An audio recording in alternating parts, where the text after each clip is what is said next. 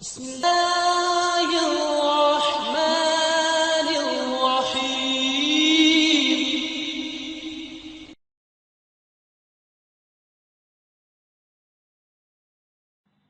الحمد لله وكفى سلام على عباده الذين اصطفى. زندگی میں آراء کا اختلاف سوچ اور سمجھ کا اختلاف ایک فطری بات ہے، لیکن اس اختلاف کو حل کرنا ہے یا باقی رکھنا ہے؟ خوفناک بات یہ ہے کہ اختلاف کو باقی رکھا جائے یا اختلاف کے نمٹانے کے لیے وہ راہ وہ طریقہ اختیار کیا جائے جو غلط ہو۔ رب ذوالجلال نے جو انسانوں کے بنانے والے اور ان کے مزاج اور طبیعت سے سب سے زیادہ آگاہ ہیں،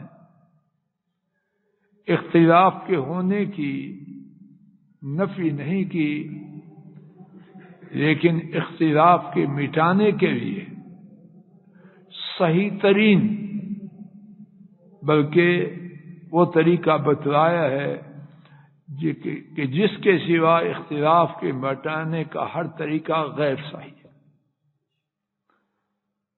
سورہ النساء 5واں پارہ آیت شریفہ 59 رب کریم نے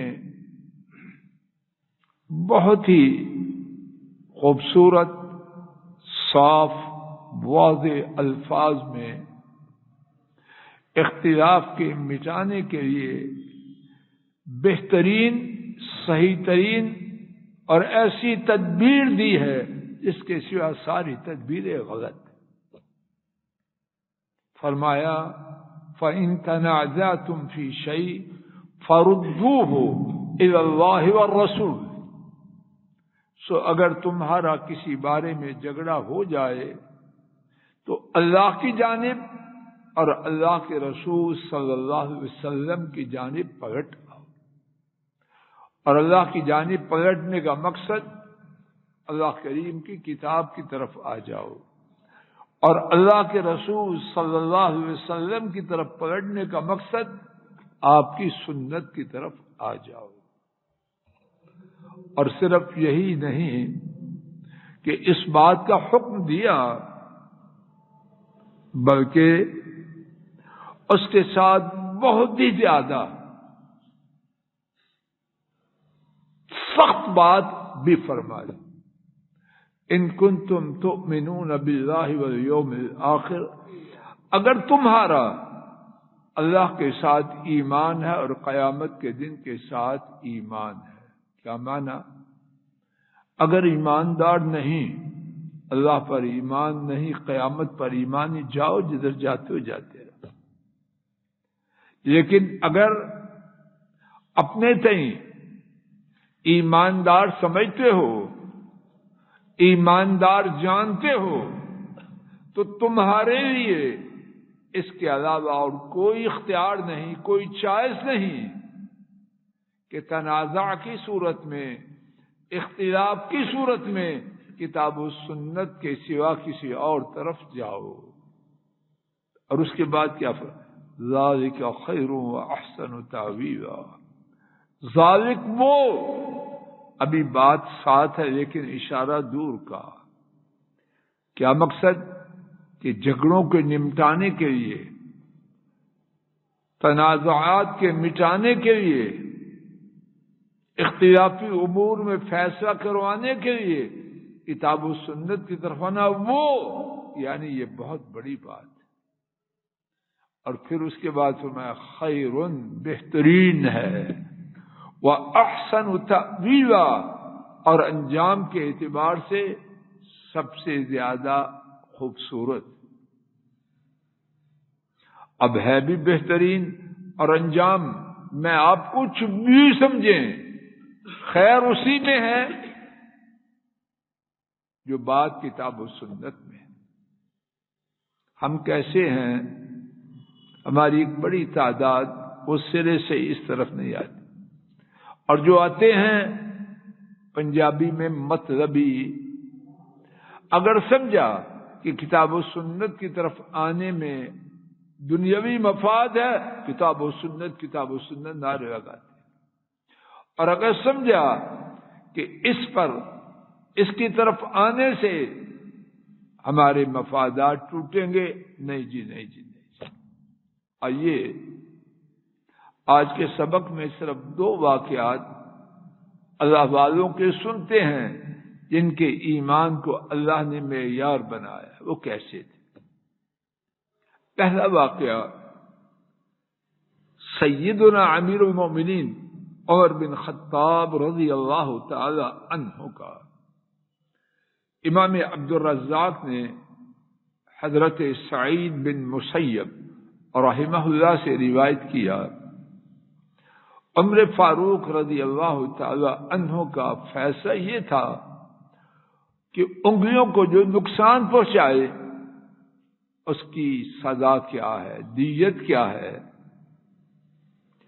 اگر انگوٹھا ہو تو 15 اونٹ، اگر شہادت کی انگلی ہو 10 اونٹ، اس کے ساتھ والی انگلی ہو 10، اور اگر اس کے بعد والی انگلی ہو یہ تو 9، اور اگر چھنگلیا ہو سب سے چھوٹی انگلی تو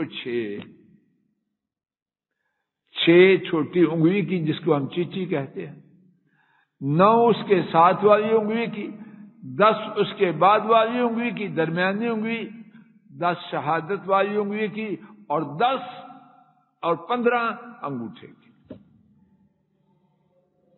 یہی ان کا فیصلہ تھا۔ ان کے دور حکومت میں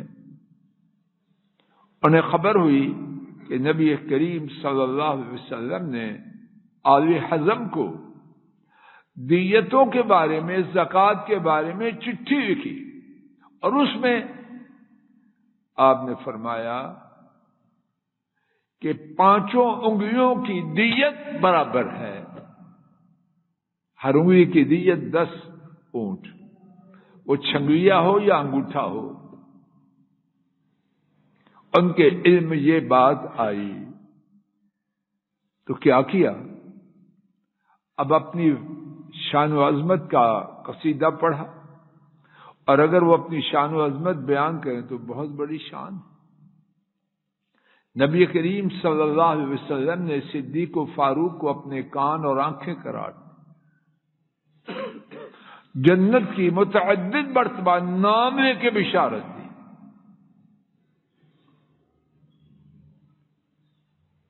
تو انہوں نے کیا کیا؟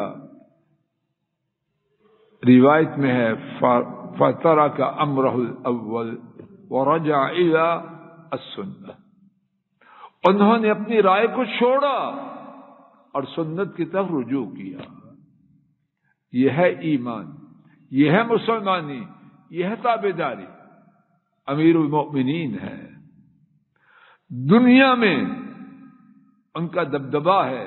اس وقت کی بڑی طاقتیں روم و فارس ان سے گھبراتی ہیں، لیکن کتاب و سنت کے سامنے سر تسلیم خام ہے۔ دوسرا واقعہ سیدنا زید بن ثابت رضی اللہ عنہ، کاتب وحی، اور جنہوں نے 15 دن میں نبی پاک صلی اللہ علیہ وسلم کی دعا کی برکت کی وجہ سے یہودیوں کی زبان سیکھ، آپ کے خط و کتابت یہودیوں سے کرنے والے، قرآن کریم کے کاتب، اور کیا تھے؟ نبی کریم صلی اللہ علیہ وسلم نے فرمایا افرد امتی زید بن ثابت، میری امت میں وراثت کے مسائل کو سب سے زیادہ جاننے والا وہ زید بن ثابت۔ انہی زید بن ثابت کا واقعہ امام مسلم رحمہ اللہ نے طاؤس رحمہ اللہ سے روایت کیا کہ وہ ابن عباس رضی اللہ عنہما کے ساتھ تھے۔ زید بن ثابت تشریف لائے، اور زید بن ثابت حضرت ابن عباس کے استاذ بھی ہیں۔ تشریف لائے اور فرمایا تفتی الناس ان تستر الحائض من غیر ان یکون آخر عہدها بالبیت، تو فتویٰ دیتا ہے کہ بیماری کے دنوں والی عورت طواف وداع کے بغیر چلی جائے، تو فتویٰ دیتا ہے؟ ابن عباس ان سے حیثیت میں چھوٹے ہیں اور شاگرد بھی ہیں۔ اب کیا کرتے ہیں؟ دو رائے ہیں، ایک ابن عباس کی، ایک زید بن ثابت کی۔ اور زید بن ثابت بہت بڑی شخصیت، ابن عباس بھی شخصیت ہیں، لیکن ان کے مقابلے میں ان کی شان اپنی ہے، ان کی شان اپنی ہے۔ ابن عباس کہتے ہیں اما لا فصل فلانۃ الانصاریہ هل امرها رسول اللہ صلی اللہ علیہ وسلم بذلک، اگر آپ میری بات کو تسلیم نہیں کرتے اور اس فتویٰ پر کہ بیماری کے دنوں والی عورت طواف وداع کے بغیر جا سکتی ہے، اگر آپ یہ بات تسلیم نہیں کرتے تو فلاں انصاری قبیلے کی عورت سے پوچھو۔ اور زید بن ثابت بھی انصاری تھے، مدینہ طیبہ کے رہنے والے۔ فلاں انصاری عورت سے پوچھو هل امرها رسول اللہ صلی اللہ علیہ وسلم بذلک، کیا اللہ کے رسول صلی اللہ علیہ وسلم نے اسے اس بات کا حکم دیا تھا؟ زید بن ثابت عالم ہیں اور تحقیق کرنے والے ہیں، جاتے ہیں اس خاتون کے پاس، واپس آئے تو مسکرا رہے تھے، واپس آئے تو مسکرا رہے تھے۔ جب اختلاف ہو تو ہم کب مسکراتے ہیں؟ جب ہماری بات سچ ہو یا غلط ہو؟ جی، جب ہماری بات غلط ہو ہم تو منہ بنا لیتے ہیں اور 100 بہانہ بناتے ہیں۔ نہیں، یہاں کہانی کچھ اور تھی۔ زید بن ثابت مسکراتے ہوئے آئے اور فرمایا اراک قد صدقت، میں دیکھتا ہوں کہ آپ نے سچ کہا۔ ابتدا میں تنقید کرنے والے کیا تو فتویٰ دیتا ہے، اور اب کیا کہہ رہے ہیں؟ اراک صدقت، میں دیکھتا ہوں کہ تو نے سچ کہا۔ زید بن ثابت کی کائنات کس نے بدلی؟ یہ انقلاب کہاں سے آیا؟ فَإِن تَنَازَعْتُمْ فِي شَيْءٍ فَرُدُّوهُ إِلَى اللَّهِ وَالرَّسُولِ، اگر کسی چیز میں جھگڑا ہو جائے کہاں جانا ہے؟ اللہ کی کتاب اور اللہ کے رسول صلی اللہ علیہ وسلم کی سنت کی طرف۔ الحمدللہ الحمدللہ، اہل حدیث اپنی کمزوریوں، نکمے پن کے باوجود ان کا عقیدہ، ان کا منہج، ان کی دعوت یہ ہے، ہر اختلافی بات میں حرف آخر ہے کتاب و سنت، کوئی چھوٹا ہو بڑا ہو، اپنا ہو بیگانہ ہو، حرف آخر اللہ کی کتاب، اللہ کے رسول صلی اللہ علیہ وسلم کی سنت، نہ میری رائے نہ آپ کی رائے، نہ میرے شیخ کی نہ تیرے شیخ کی، نہ میرے امام کی نہ تیرے امام کی، بات آخری وہ ہے جو کتاب و سنت کی ہے۔ اللہ پاک اپنے فضل و کرم سے اسی عقیدہ، اسی منہج اس پر قائم رکھے، اسی پر موت آئے اور اسی پر روز قیامت ان کی رحمت سے اٹھائے جائیں۔ وآخر دعوانا ان الحمد للہ رب العالمین، الحمد للہ رب العالمین۔